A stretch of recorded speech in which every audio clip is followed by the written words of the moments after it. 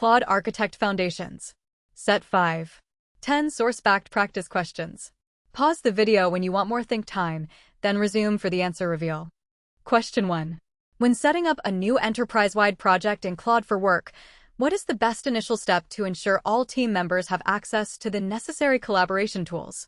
A. Set up a generic chat room for all project-related discussions. B. Use a third-party tool to manage project tasks. C. Create an artifact with detailed instructions and shared files.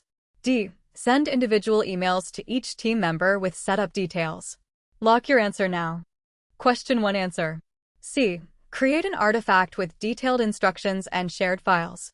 Creating an artifact with detailed instructions and shared files ensures that all team members have a centralized location to access necessary information, promoting efficient collaboration. This fits the source-backed scenario as it aligns with Claude for Work's resources on managing files and. Question 2. An application needs Claude to request a weather lookup from an external service during a user workflow. Which Claude capability should the architect plan around? A. Structured outputs.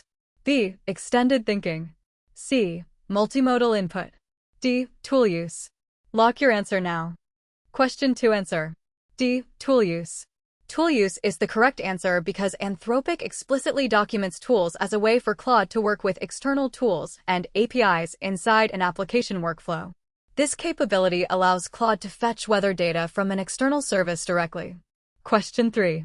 Which Claude model does Anthropic currently describe as the fastest model with near-frontier intelligence? A. Claude Haiku 4.5. B. Claude Opus 4.6. C. Claude Opus 4.7. D. Claude Sonnet 4.6. Lock your answer now. Question 3 answer. A. Claude Haiku 4.5. Claude Haiku 4.5 is correct because Anthropic describes it as the fastest model with near-frontier intelligence.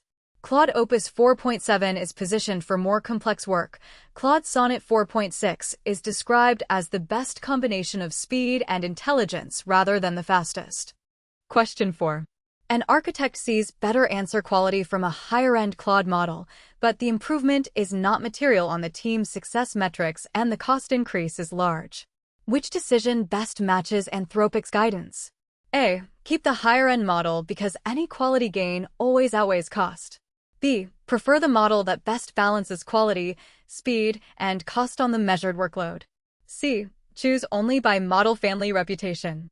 D. Switch models only when prompts completely fail. Lock your answer now. Question 4 answer. B. Prefer the model that best balances quality, speed, and cost on the measured workload. Option 1 correctly balances quality, speed, and cost against measured workload and success criteria, aligning with Anthropic's guidance. Option 0 is incorrect because it assumes any quality gain justifies the higher cost, ignoring potential inefficiencies. Question 5. What is the main operational risk of relying on a family-level model alias in production without additional rollout controls? A. The alias prevents all streaming responses. B. The alias forces the use of managed agents. C. The alias may move to a newer underlying model version over time. D. The alias disables multimodal input. Lock your answer now. Question 5 answer. C. The alias may move to a newer underlying model version over time. The alias may move to a newer underlying model version over time. This is correct. The source excerpt distinguishes between aliases and pinned versions, indicating that an alias can evolve while a pinned version remains fixed. Question 6. Which situation is the clearest sign that the team should keep working on prompts before changing models? A. The workload is already well specified, but the current model still cannot meet the task difficulty. B. The team has finished prompt evaluation and the current model still misses core reasoning steps. C. The task requires much larger context than the current model's documented limit. D. The workload is simple, but the instructions and success criteria are still vague. Lock your answer now. Question 6 answer. D. The workload is simple, but the instructions and success criteria are still vague. If the workload is simple, but the instructions and success criteria are still vague, prompt design is the more immediate lever than model replacement. This fits the source-backed scenario as it emphasizes that refining how tasks are framed can improve outcomes without. Question 7. When does Anthropic position Claude managed agents as the better starting surface than hand-rolled direct prompting? A. When the workload is long-running or asynchronous and the team wants Anthropic to provide the agent harness. B. Only when the team wants to avoid all tools forever. C. Only when the workload never needs background execution. D. Only when the team does not need any Claude model selection choices. Lock your answer now. Question 7 answer. A. When the workload is long-running or asynchronous and the team wants Anthropic to provide the agent harness. Correct. The source excerpt indicates that managed agents are better suited for long-running or asynchronous workloads when teams want Anthropic's managed agent infrastructure. Question 8.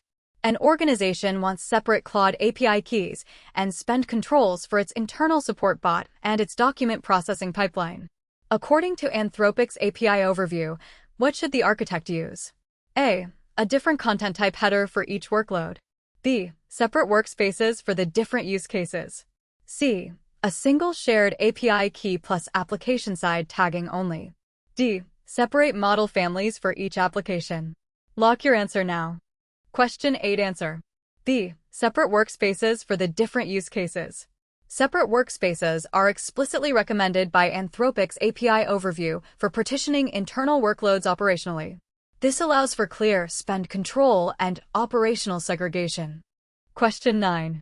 Which statement best matches Anthropic's documented structure for input messages in the Messages API?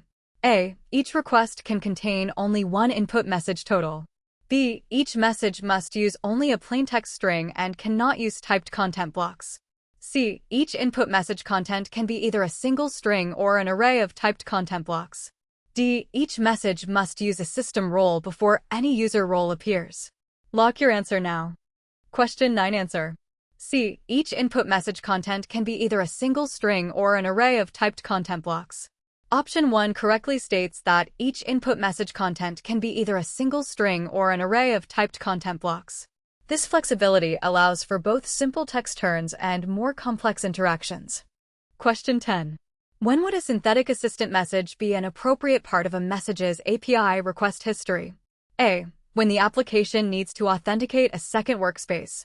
B. When the application wants to change the API version mid-request. C. When the application needs to bypass max_tokens limits. D. When the application wants to pre-fill or steer the beginning of Claude's next response. Lock your answer now. Question 10 answer. D. When the application wants to pre-fill or steer the beginning of Claude's next response. A synthetic assistant message fits well as it allows pre-filling or steering Claude's next response, aligning with Anthropic's examples. Authenticating a second workspace is not related to synthetic assistant messages. This belongs in user authentication processes, not API requests. Practice free at dotCreds.com. Search dotCreds Claude Architect Foundations source-backed explanations. No fluff. Independent practice by dotCreds. Not affiliated with Anthropic. If this helped, use the next set and keep stacking reps.